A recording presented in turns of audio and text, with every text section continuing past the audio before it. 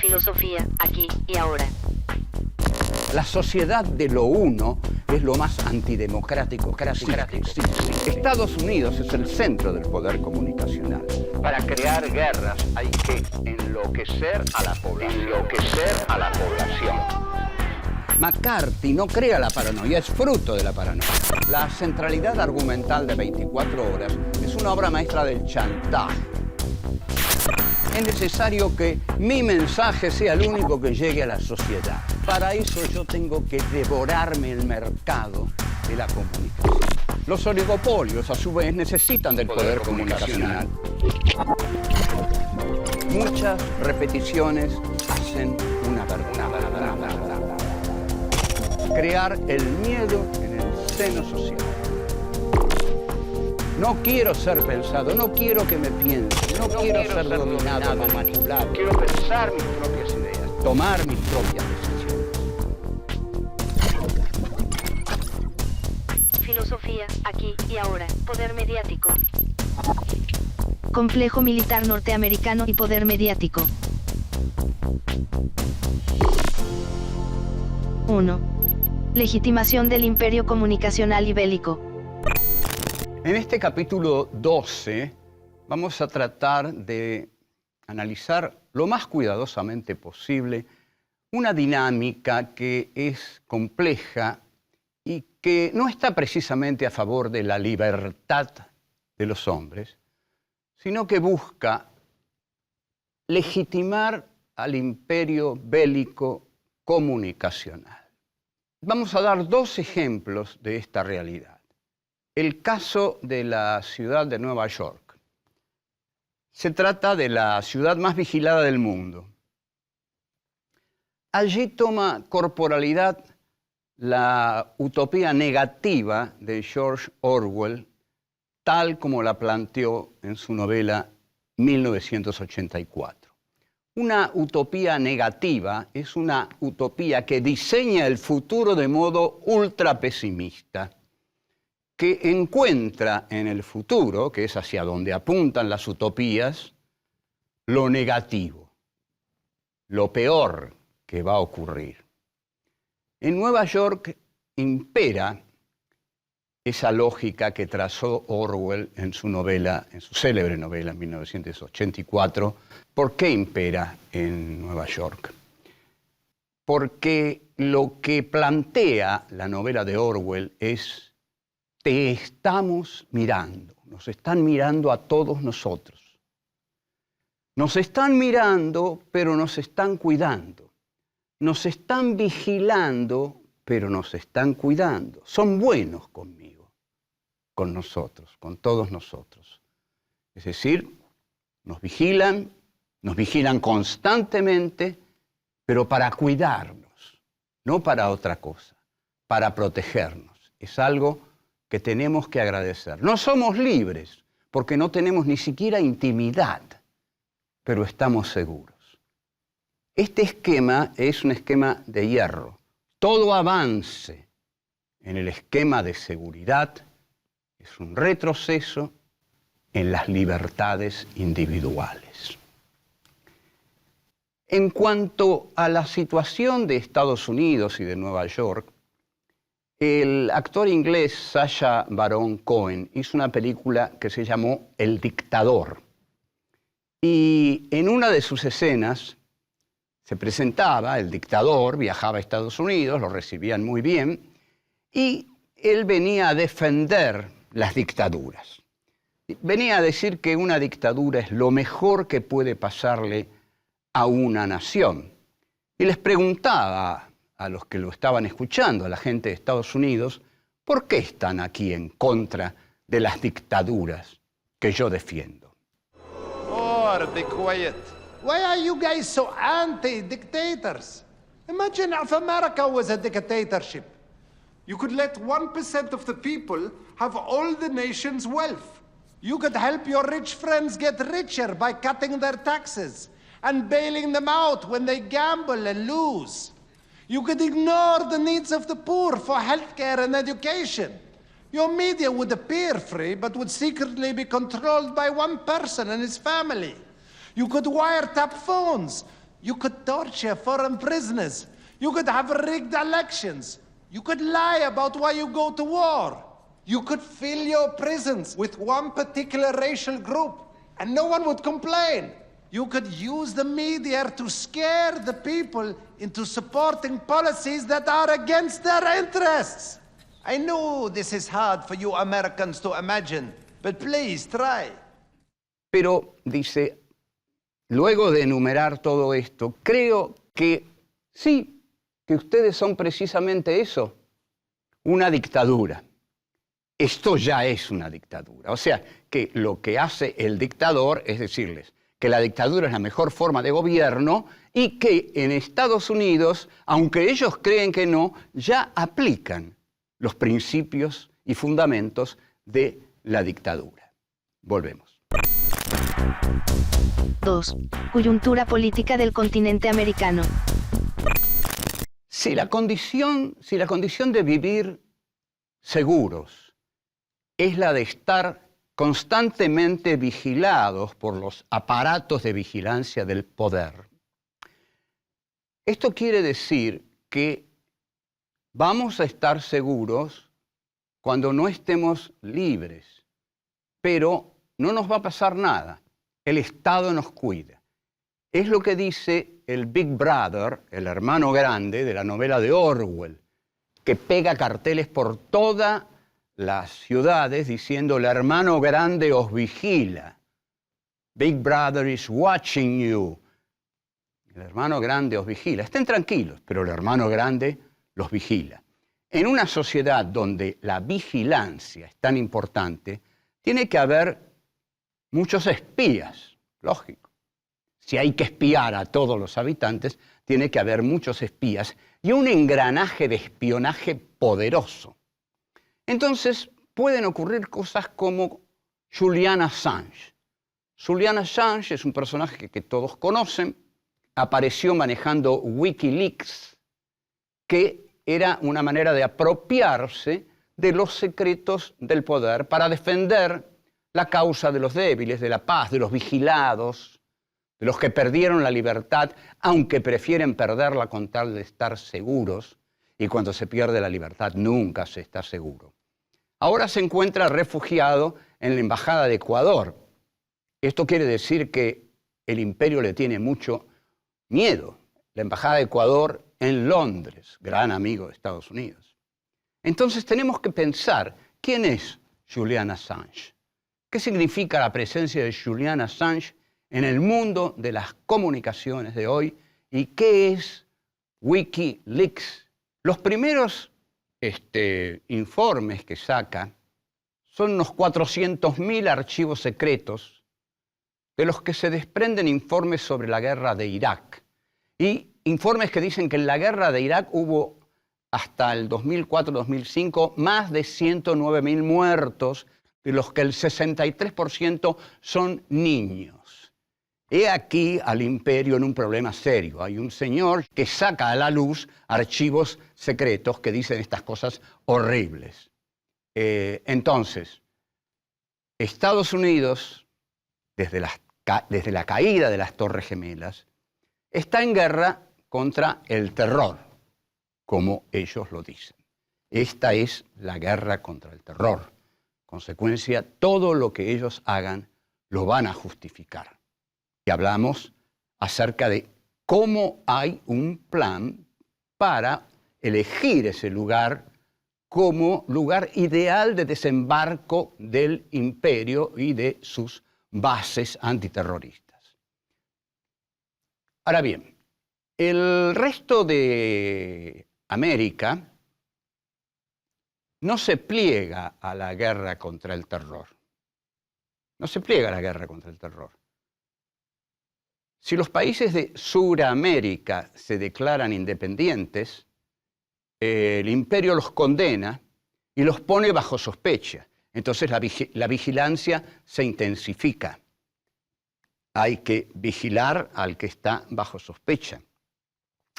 De ahí que los países con regímenes populistas de América Latina y que incurren en políticas distantes a Estados Unidos, digamos que no creen en el libre mercado, sino que creen más bien en la regulación del Estado para equilibrar la economía, todos esos países están bajo sospecha y están bajo vigilancia, porque trazan sus políticas racionales con modelos redistributivos, además, alejados de las políticas neoliberales, que no son para nada redistributivas, sino que todas tienden a la concentración del capital.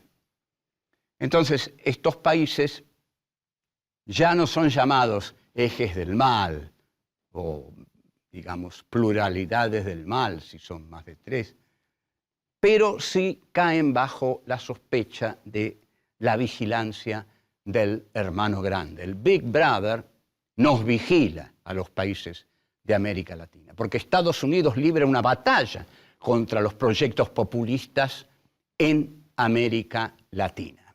Las clases políticas de América Latina, lo que se llama la oposición, digamos, las clases políticas, incluso comunicacionales, que se oponen a los gobiernos populistas de América Latina, son débiles. Son débiles. Acá en Argentina estamos cansados de escuchar, no me gusta nadie, no me gusta ninguno, la oposición es débil, hasta periodistas estrellas que han sido consagrados por este proyecto de oposición insultan a las clases opositoras, porque en última instancia les reprochan que no cumplen con efectividad lo que tienen que hacer. Se determina entonces, ante la debilidad de las clases políticas nacionales, la tarea de erosionar el poder político gobernante en los países de América Latina. Esa tarea la llevan adelante los medios de comunicación ante el fracaso estrepitoso de la clase política. Entonces, si ustedes no sirven, los medios de comunicación, que son toda una red que viene desde Estados Unidos, tienen que encargarse de la tarea de erosionar a los incómodos gobiernos populistas, distribucionistas de América Latina. Volvemos. 3. La guerra sin fin. Vamos a hacer entrar en escena ahora a un personaje temible, temible y demasiado poderoso. Es el complejo militar industrial norteamericano. Este complejo militar industrial es el que se encarga de fabricar las armas con que los héroes de la libertad y el antiterrorismo van a los países lejanos a luchar contra los que se levantan contra sus intereses. Estados Unidos es una cultura tan compleja y tan rica, que hay remeras que se venden a cualquiera, y las remeras tienen una inscripción que dice: únase al ejército, conozca países lejanos, personas originales y mátelas. Estados Unidos siempre tiene algo de país libre, donde se pueden filtrar estas cosas. En otros lugares esto no iría, esa remera no estaría. Las que llamamos agencias de inteligencia, dijimos entonces, son las que se encargan de vigilar. Ahora, ¿para qué vigilan? ¿Para qué vigilan? Se vigila para controlar, ante todo. Pero, ¿qué tiene que ver esto con el complejo militar industrial? El complejo militar industrial necesita fabricar armas constantemente porque la economía norteamericana gira alrededor de la industria armamentística. De hecho, el presupuesto militar crece constantemente. Ya no hay presidente que lo pueda bajar. Y el poder mediático colabora con el poder industrial. Esta unión entre el complejo militar industrial y el poder mediático es el poder de Estados Unidos. Estados Unidos está devorado por este complejo militar y la democracia también. Si hay un complejo militar industrial que necesita fabricar armas, ¿qué necesitas? Guerras constantes. Para tener guerras constantes tiene que crear constantemente hipótesis de conflictos. Si no crea hipótesis de conflictos, no hay guerra. ¿Quién se va a encargar de crear las hipótesis de conflictos? Sí, señores, el poder comunicacional va a meter tal paranoia en la cabeza de los pobladores que todos van a pedir guerra. Guerra porque estamos asustados, muy asustados por todo lo que leemos todos los días en los diarios. Entonces, el poder del complejo militar industrial le va a decir al poder comunicacional: más paranoia que tenemos más armas que fabricar, más paranoia que hay que declarar esa guerra rápido, más paranoia, la gente pide cualquier cosa. Y el gran hecho paranoico del siglo XXI fue el derrumbe de las Torres Gemelas, que permitió la invasión a Afganistán, a Irak, y esa guerra que actualmente libra Estados Unidos y que le permite al complejo militar industrial fabricar armas, y que toda la economía gire alrededor de la fabricación de armas. Volvemos. 4. La visión de Dwight Eisenhower. El primero que advirtió los peligros del complejo militar industrial fue Dwight Eisenhower, cuando terminó su segundo periodo presidencial, en un discurso que dio en enero de 1961. Eisenhower fue el militar del desembarco en Normandía el día D, gran figura de la derrota de los nacionalsocialistas, y fue el militar que entró en Auschwitz e hizo llamar a todos los alemanes que vivían en un radio muy amplio alrededor de Auschwitz y los hizo entrar para que vieran lo que habían ignorado, los gritos que no habían escuchado, aquello de lo que de un modo u otro cada uno en la interioridad de su conciencia tenía que resolver hasta qué punto era responsable.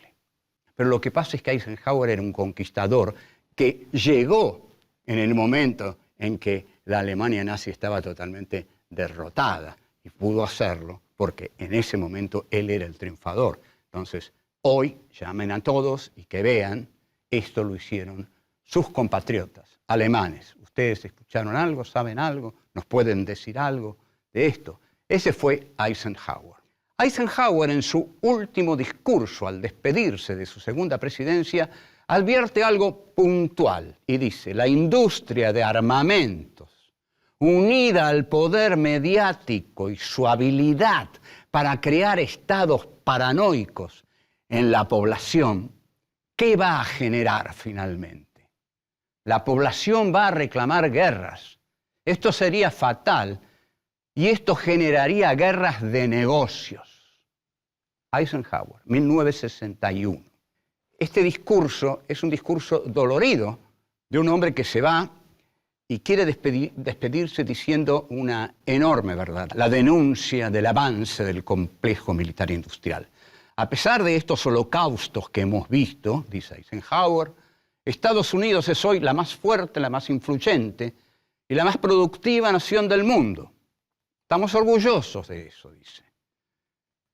Estamos orgullosos de nuestras riquezas, de nuestro poderío militar, pero tenemos que hacer uso de nuestro poderío militar para lograr la paz mundial y el mejoramiento humano. Hasta el último conflicto mundial, sigue Eisenhower, Estados Unidos no tenía una industria armamentística, pero ahora la tiene. Entonces, ahora, ¿qué va a hacer con esto Estados Unidos? 3,5 millones de hombres y mujeres están directamente empleados en seguridad militar, que es el complejo militar industrial. Anualmente, dice, gastamos en seguridad militar por sí sola más que los ingresos netos de todas las corporaciones de los Estados Unidos. O sea que el complejo militar industrial es la más grande de las corporaciones de los Estados Unidos. Este es el peligro que ya Eisenhower viene a denunciar. Entonces, claramente dice, esta conjunción entre un inmenso sector militar y una gran industria de armamentos es nueva en la experiencia americana. Su influencia total, económica, política, incluso espiritual, se siente en cada ciudad, en cada estado, en cada oficina del gobierno federal. Reconocemos la necesidad imperativa de este desarrollo. Sin embargo, dice Eisenhower, pese a reconocer el desarrollo imperativo de la industria de armamentos, no podemos dejar de comprender que tiene graves implicaciones. Nuestro trabajo, nuestros recursos y medios de vida están todos ellos involucrados. También lo está la estructura misma de nuestra sociedad. Debemos protegernos, dice este gran militar, gran figura política, de la adquisición de influencia injustificada. Ustedes observen que Eisenhower en 1961 no quiere que Estados Unidos tenga una influencia injustificada, deseada o no, por parte del complejo militar industrial. O sea, está dispuesto a no hacerle caso al complejo militar industrial. Y dice, el potencial de un desastroso incremento de poder fuera de lugar existe y persistirá. No debemos dejar que el paso de esta combinación, armas y medios de comunicación, ponga en peligro libertades o procesos democráticos. No debemos tomar nada por sentado. Solo una ciudadanía alerta y bien informada puede compeler, y aquí viene la frase más importante, puede luchar una ciudadanía bien informada, hay que ver cómo se logra una ciudadanía bien informada. Pero solo esa ciudadanía, dice Eisenhower, puede luchar contra la combinación adecuada de la gigantesca maquinaria de defensa industrial y militar con nuestros métodos y objetivos pacíficos, de modo que tal seguridad y libertad puedan prosperar juntas. La seguridad y la libertad tienen que ir de la mano, pero aquellos que piden la seguridad paranoica la piden al costo de la libertad. Este discurso plantea un antagonismo actual, presente, que no vamos a eludir.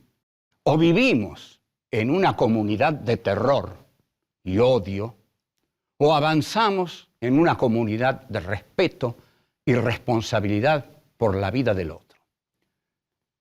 La mayoría de los recursos de Estados Unidos se destinan a la fabricación de armas. Es un peligro para todos por su predominio y los medios de comunicación acompañan este proyecto.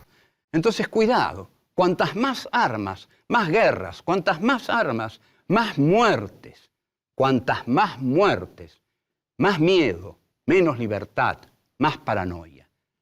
Y los medios de comunicación acompañan este proyecto. Tenemos que estar todos muy advertidos, muy atentos y no dejarnos estupidizar, engañar para que avance la muerte, porque aquí se trata de la vida o la muerte. La unidad del complejo militar con el poder comunicacional es para la guerra y es para matar. Nosotros entonces tenemos que estar en contra de esa unidad macabra para estar a favor de la vida, de la dignidad humana, de los derechos humanos, de la libertad. Hasta la próxima. Chao.